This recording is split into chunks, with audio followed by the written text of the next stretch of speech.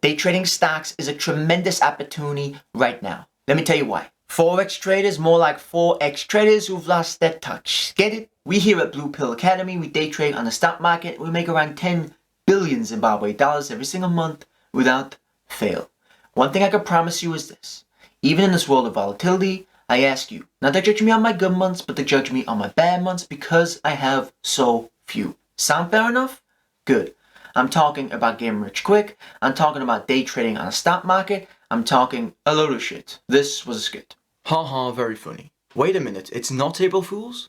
Wait a minute, people are watching this bullshit in large numbers? Wait a minute, people are signing up for courses on day trading? Okay, it's time for the red pill. Here's why day trading is a myth. Now, there's going to be quite a few salty, course-selling day traders who dislike this video, so please like the video for the algorithm and also comment your favorite Federal Reserve chairman. Let's start with Robinhood, and no, not the legendary outlaw who robbed the rich to give to the poor. It's very millennial, like no fees, right. And we're not big old bad Wall Street. They say that they were inspired by the financial crisis and all that. Well, guess what? They're getting a huge chunk of their revenue from high frequency trading, and not just high frequency trading, Citadel and Two Sigma. I mean, literally the guys who embody all this. This is Flash Boys writ large. Yeah. Robinhood made around $100 million from selling its customer order flow in the first quarter of this year. This means that Robinhood is selling retail order flow to hedge funds who can then use high frequency trading algorithms to front run the trades. Citadel, a hedge fund which manages a cool $32 billion, paid Robinhood almost $50 million in quarter 1 2020 just for its order flow. Billionaire investor Chamath Palihapitiya described the practice as shady as fuck. So basically, Citadel is taking free money from the New York Fed's overnight repo operations and placing huge leverage bets which may or may not blow up. Who cares? They're also getting order flow from Robinhood to front-run the retail traders. Then the US Treasury is giving these retail traders stimulus checks, and they're then buying stocks on Robinhood. And the circle of capitalism is complete. This is why Ken Griffin can buy $238 million condos. Citadel know who is leveraged, they know where all the stops are, and they trade against everybody. And of course the SEC is bought and paid for. After making good money owning stocks in the roaring bull market of the 1920s, Joseph Kennedy Sr. found himself needing to get his shoes polished. While sitting in the chair, Kennedy Sr. was shocked to have the Shoeshine Boy gift him with several tips on which stocks he should own. Kennedy Sr. quickly went back to his office, and he didn't just sell his stocks, he also aggressively shorted them, and he made a fortune during the epic crash which followed. Fast forward to today, and we have the buy high, sell low kings, CNBC's Fast Money, talking about the rise of the day trader. We have a record number of Wall Street professionals saying the S&P is overvalued.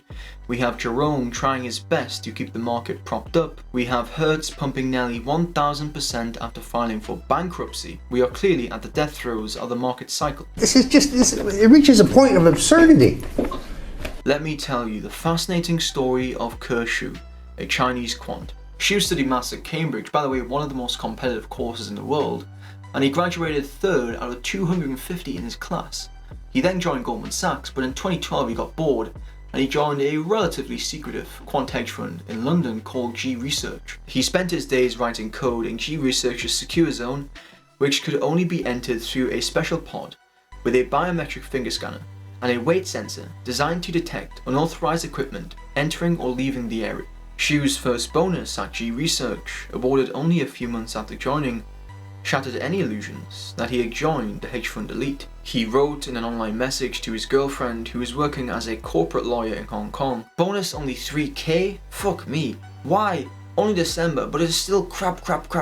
It should be more." So Shu stepped his game up. He came up with 20 trading strategies, signals and quant speak, and tested each in numerous simulations. 7 proved profitable enough to be adopted by the fund and put to work in real markets. So at the start of 2014, Shu was feeling confident about his second year bonus. If I get 1.1 million this year, next year should be 3.3 million, next year it will be 16 million, then 100 million. Instead, he was awarded a bonus of £400,000, and although this was a huge amount for a young man from provincial China, It was far less than he was expecting, so he began planning his exit. It was around this time that Shu began covertly accessing his colleagues' signals. After all, he would have a better chance of getting a good job elsewhere if he had ready-to-use signals to offer potential employers. Shu landed 2 offers in Asia, but he told his managers at G Research nothing about his plans to move until one evening he cleared out his desk and he placed a resignation letter on his manager's desk, and he boarded a flight to Hong Kong. The abruptness of Shu's departure raised immediate suspicions. The next morning, security personnel at G Research reviewed video footage of his activities the night before, leading the company's attorneys to get an emergency court order. To cut a long story short, G Research then got the prestigious law firm Allen Overy on the case, got a travel ban against Shu, who was arrested in Hong Kong in August 2014, and extradited to the UK in December 2014, then sentenced in July 2015 to 4 years in prison.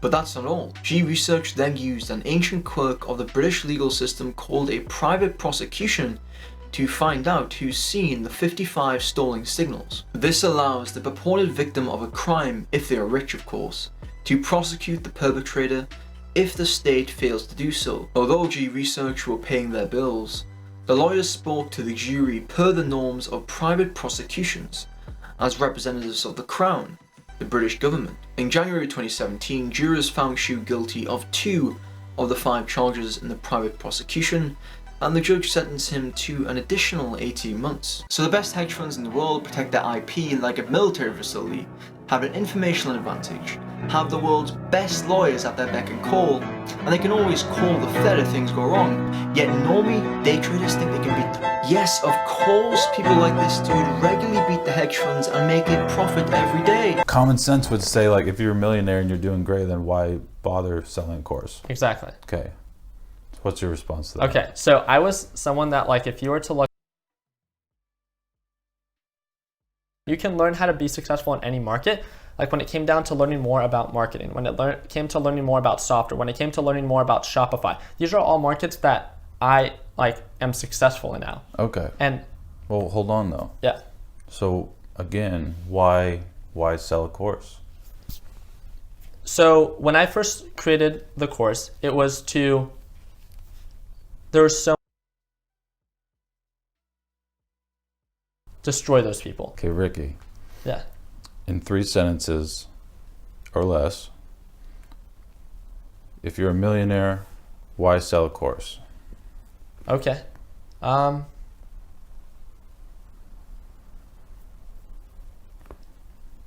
There was I hear you. Double your investment in 1 year. What? Bullshit.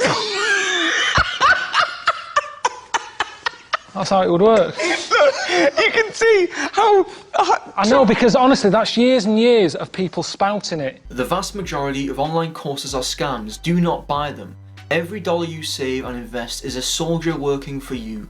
Don't supply these scammers with ammunition to increase their ad spend and fleece more people. In conclusion, don't day trade. These hedge funds have intellectual capital and infrastructure you can only dream of. Invest, don't gamble. These dopamine-inducing roulette tables scramble our brain's natural rhythm. Don't take on more risk than you can handle, and don't amble. Hit that like button for the YouTube algorithm. And for more compounded valuable content, strike subscribe with precision.